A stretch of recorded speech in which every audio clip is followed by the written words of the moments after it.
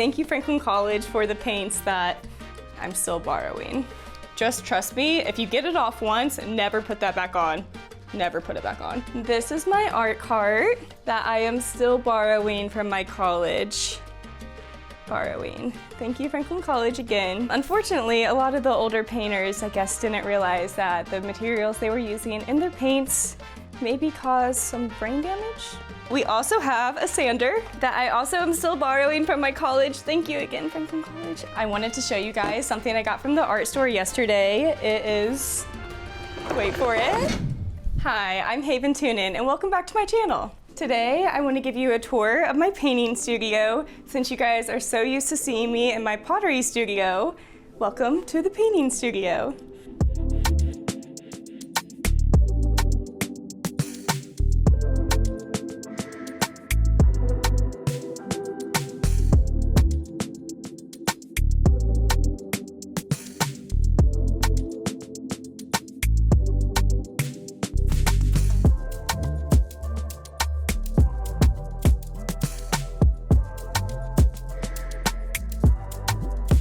One of my most prized possessions in this studio is this here.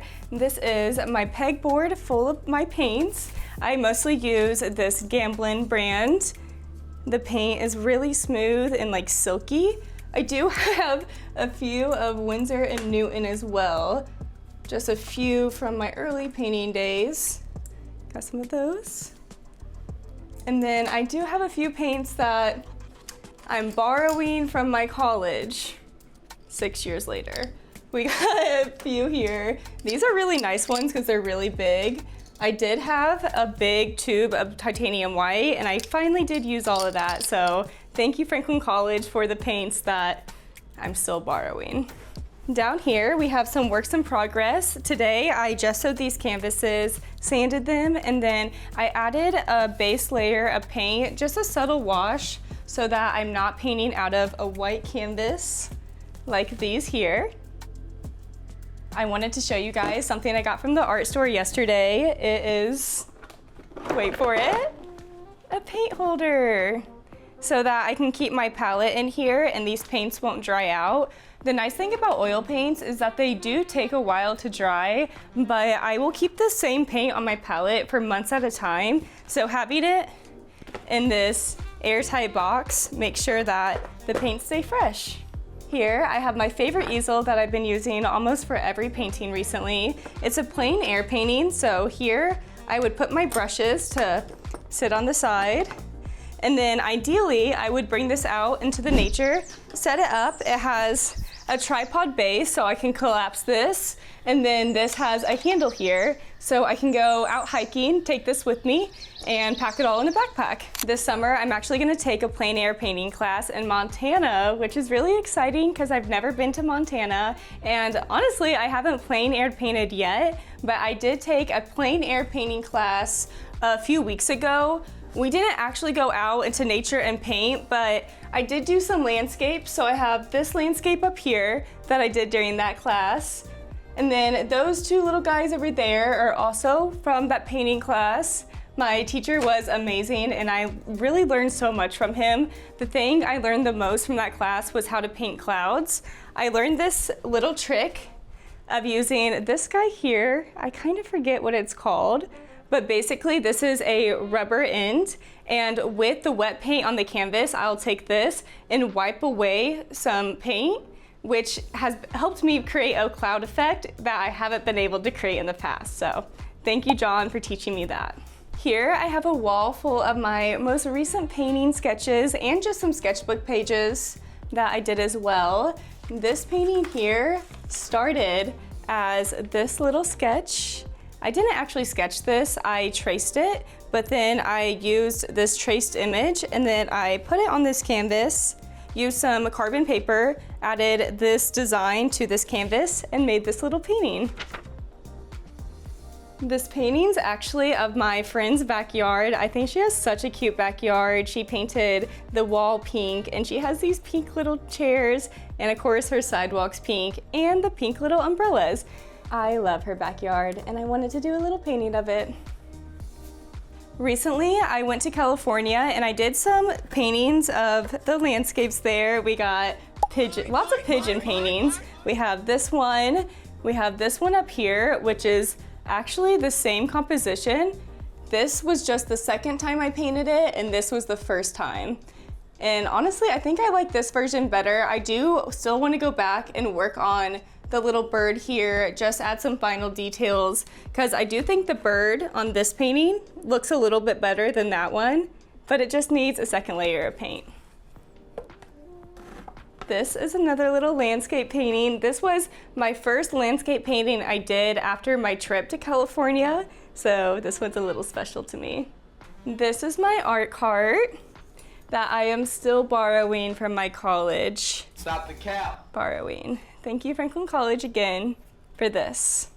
But anyways, let me give you a little tour. I have my paintbrushes. This is actually a vase that I made. This is, I don't know where I got this one. That's just a random little vase. And then I have some paper towels.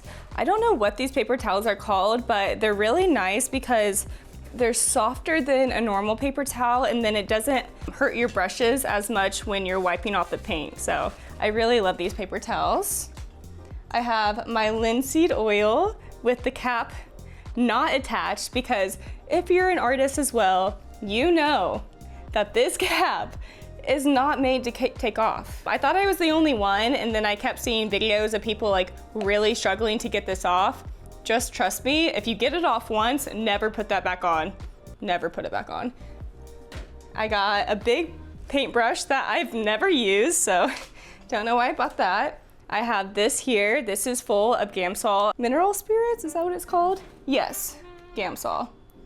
Basically, this breaks down your paint, so whenever I'm done painting, I'll take this little lid off. Hopefully I don't spill it. And then inside here, you can see there's a little grate at the bottom that will kind of break away that paint and kind of, I don't know, scrub it against it so that the paint comes off. This little guy on the side is used for, I'll just take this brush, you swill, or go do that in there.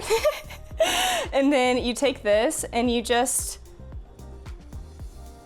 kind of get all that excess mineral spirits off, and it leaves it with a nice tip. On my cart as well, we have this fast drying medium from Gamblin. I don't really like this one. I did use it in a few of the paintings up there. I love how fast it dries, but it is a little stinky and it kind of makes me a little lightheaded when I'm painting in a closed room. So if you use this, please use it outdoors or with a big window open. Same with this mineral spirits as well. That can also make you a little lightheaded in the painting studio. Unfortunately, a lot of the older painters, I guess, didn't realize that the materials they were using in their paints maybe caused some brain damage, but maybe that made their paintings a little better. Here is an assortment of other things I use in my studio. We have this plastic wrap. I probably won't be using this anymore since I did get this guy to keep my paints wet. Before, I would take the plastic wrap and wrap it around my canvas until the next time I painted. And some of the paints would sometimes dry out, but it did do a good job at keeping them moist. Here we have some, I believe this is carbon paper. Basically, this is transfer paper. What you do, we're gonna take this out. I'm gonna use this as an example since I'm about to do a painting with this. And then let's use this canvas as a reference. So I'm gonna take my drawing, put the blue paper between my drawing and the canvas. We wanna have the carbon side down. And then I would tape this down to the canvas. Let me grab a pen. So once this is taped down, I would just trace over my previous drawing with a little bit of pressure.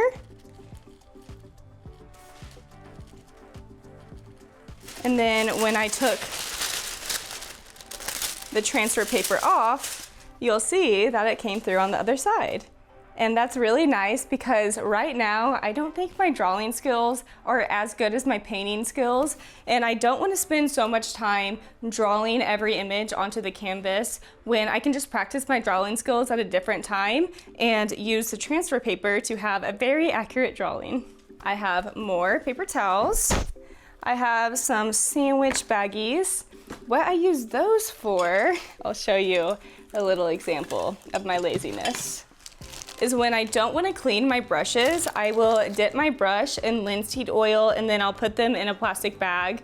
I probably could use a different container. This is just what I use for now. And then as long as there's linseed oil in this bag, these brushes will not dry out and I won't have to clean them until later. And we also have a sander that I also am still borrowing from my college. Thank you again, Franklin College. I used this during COVID when we had to go home and I turned my living room into my painting studio. So that's why I do have so much of their material still, but I use this to sand my canvases. So right now, some of these canvases over here have been gessoed, but I haven't sanded them yet. So it's just a more grainy texture versus like a canvas like this where I've already sanded it, so it's very smooth. And then when I add paint to it, the paint will glide on here very easy compared to the rough canvas. And over here, I have a little pull-out couch that guests can sleep on, or I can just hang out when I'm in my studio and want a little break. And behind me, I have a few of my grandpa's paintings that he did, and it's just a little bit of inspiration because I feel like I got my love of painting from him. So thank you, Papa. This one too. And here on my right, I have a stack of my most recent sketchbooks. As you guys know, I've been doing a challenge called No Blank Pages, where every single day I have to do a little sketch in my sketchbook. So all of these are full. It feels so good to look at all of these. Let me show you just a few of my favorites. This was my favorite, or my first sketchbook I started in this series. During this time, I was very obsessed with carrots. So I did a lot of carrot drawings. During this book, I became obsessed with colored markers. Let me just do it's very fun. Let me show you one of my favorites from this. I really like this one. I was really just playing with design and color during this. When I very first started with these markers, I was doing a little bit of abstract landscapes. Let me show you. Here's one. So you can tell that this is a landscape, but there's no hyper-realistic details. You probably can't tell like where it's from or the exact mountain range. But then I got a little bit more abstract as I kept going, and we have these guys. And I think this is a lot more fun. This is what I wanted those first sketches to come out as. It just took a whole sketchbook of making these to get that good. And then we'll skip some of these and I'll show you my most recent sketchbook. This is probably the one I'm the most proud of. I am trying to slow down and do some drawings that I'm just proud of because I really do need to practice my drawing skills. And this sketchbook has improved my drawing skills more than any of these others before, because these were more focused on color and design, while this is actually focused on getting the accurate forms in the drawings. So we have some here. This is probably my favorite spread in this sketchbook. So we have 6 different drawings. And I was just able to really slow down and focus on the actual design of the landscape and not rush through it like I did in the past. Some here. And we have these grapes. I like these grapes a lot. Well, we started out with a clean studio, and of course, like every day I come in here, I turn into a tornado and destroy it all. But have you ever seen an artist studio that's clean? Not mine. Anyways, thank you so much for coming to this video, guys. I really enjoyed showing you all my art. It does feel so good to finally have all my sketches on the wall and to show you the paintings that I've made, because I've been so focused on pottery for the past few years that doing these paintings feels really good. Anyways, thank you so much. I hope you like and subscribe, and I'll see you in the next one. Thanks, bye guys.